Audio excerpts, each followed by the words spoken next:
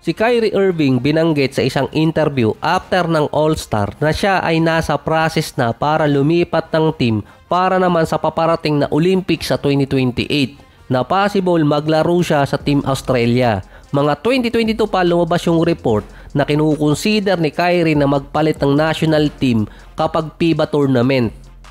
Ang naging reason doon kung bakit tinuloy na ni Kyrie yung kanyang intensyon ay dahil nung nakaraan na Olympics sinubukan niyang sumali sa Team USA nung na-injured si Kawhi kaso hindi pa rin siya pinagbigyan at ang pinalit si Derek White.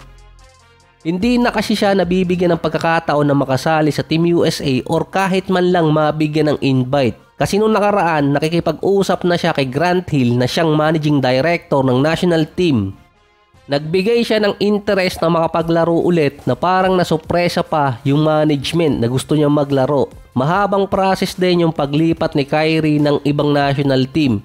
Meron na rin naman kasing nauna sa kanyang nakalipat katulad ni Eric Gordon sa Bahamas. Si Klay Thompson may interest din lumipat ng national team.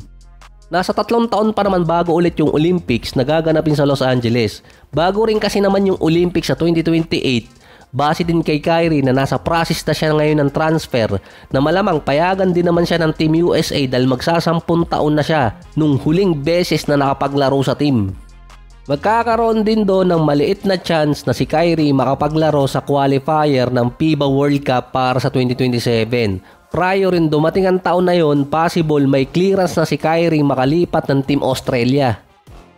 Sa ibang balita naman, base kay Commissioner Adam Silver, hindi pa rin nagbibigay ng official na protesta or nagpa-file ang Hornets kontra sa Lakers regarding sa trade na na-cancel.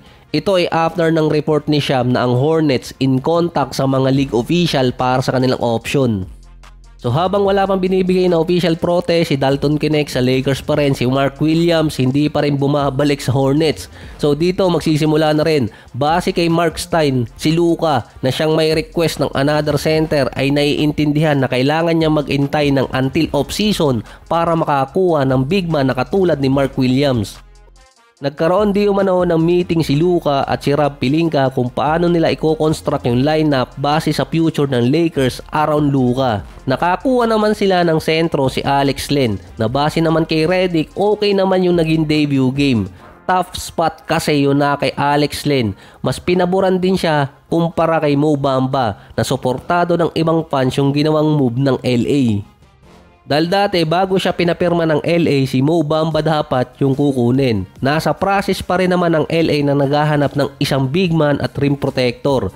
Base kasi sa report, mag-iintay ang Lakers ng ilang araw bago matapos yung contract ng player ng San Antonio, si Bismack Biyombo, na nakapirma ng 10-day contract. Siya yung possible na idagdag sa lineup ng Lakers para sa big man position. Either 10-day contract muna or kaya rest of the season. Sa Memphis last year, nag-a-average si Bismack ng 5.6 rebounds, 1 block at 56% sa field sa loob ng 23 minutes. Rotational center talaga si Bismack. At si Alex Len naman, nung last game niya kontra sa Utah Jazz, 4.7 rebounds, 2 assists at 22 minutes. Ang huling beses kasing nakapaglaro siya ng 20 minutes pataas sa isang season ay 2019 pa. So medyo matagal na rin yun. Undersized din na center si Bismack. At matagal na rin na siyang naliling sa Lakers, kaso nga lang hindi siya napupunta doon. Ito pa. Since ang Hornets hindi pa nagpa-file ng official protest kontra sa Lakers, na kapag ang LA kumuha pa ng isang player or isang sentro galing buyout, kailangan nila ulit magbitaw ng isang player. Nung nakaraan si Christian Wood para kay Alex Len. Base kasi sa lineup, ang dalawang player na posibleng bitawan, si Markieff Morris or kaya si Cam Reddish. Si Maxi Kleber kasi 11 million pa yun eh.